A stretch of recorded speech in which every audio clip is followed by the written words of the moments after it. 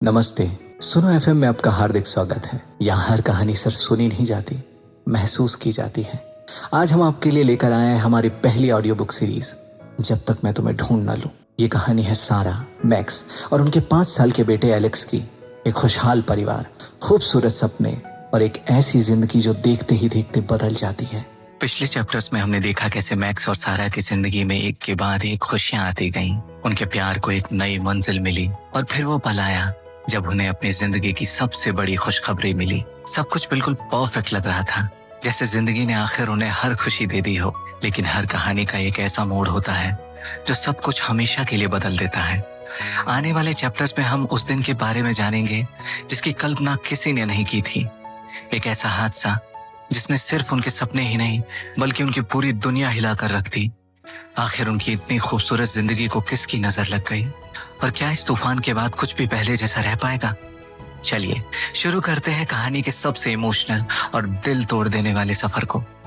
जैसे जैसे सारा की प्रेगनेंसी आगे बढ़ती गई, मैक्स उसका और भी ध्यान और ख्याल रखने लगा। धीरे धीरे सारा ने फ्रीलांस प्रोजेक्ट्स छोड़ दिए और सिर्फ अपनी हेल्थ और एमएस फैशन पर ध्यान देने लगी। मैक्स रिमोट एडिटिंग के साथ बिजनेस भी संभाल रहा था। जिंदगी में स्ट्रगल्स थे, पैसे की टेंशन भी थी, लेकिन उनके पास एक दूसरे का साथ था। और देखते ही देखते 7 महीने गुजर गए। एक दिन सुबह सारा सोफा पर बैठी एमएस फैशन के स्केचेस देख रही थी।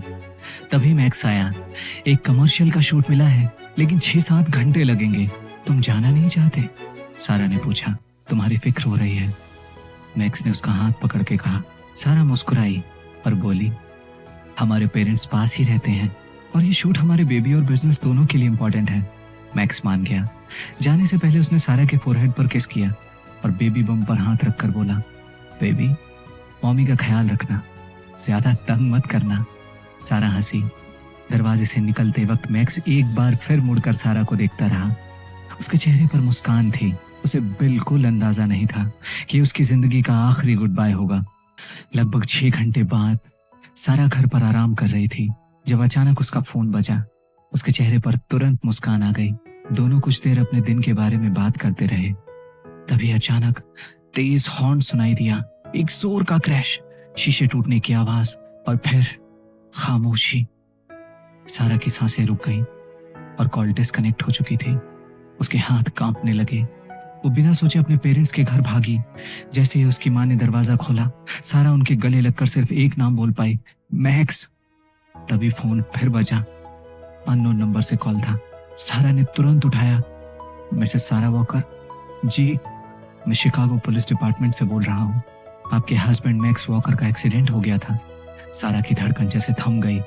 ऑफिसर की अगली बात ने उसकी पूरी दुनिया तोड़ दी। वी आर सॉरी, उन्हें बचाया नहीं जा सका।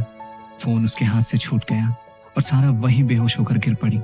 फोन से आवाज आ रही थी, हेलो हेलो मिसेस वॉकर, क्या आप मुझे सुन पा रही हैं? सारा की माँ ने फोन रिसीव किया और ये दुखद खबर सुनी। होश आते ही सारा के मुंह से सिर्फ एक बात निकली, मुझे मैक्स के पास ले चलो।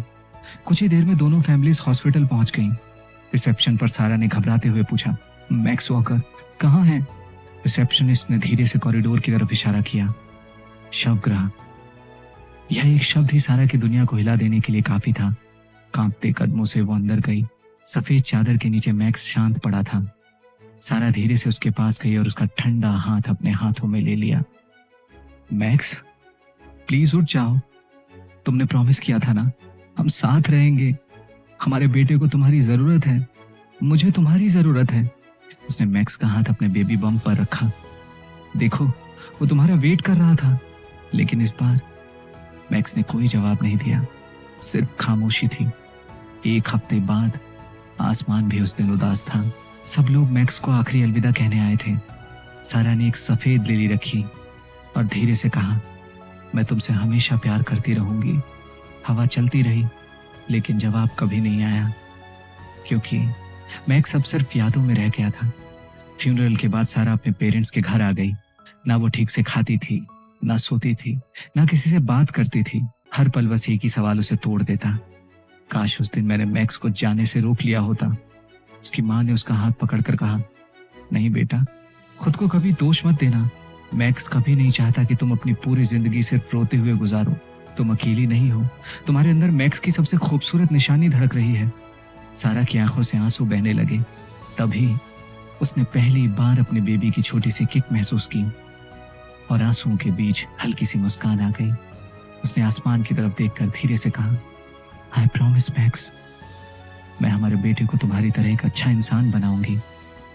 मैं हमारा सपना MS फैशन जरूर पूरा करूंगी और मेरी हर जीत में तुम हमेशा मेरे साथ रहोगे।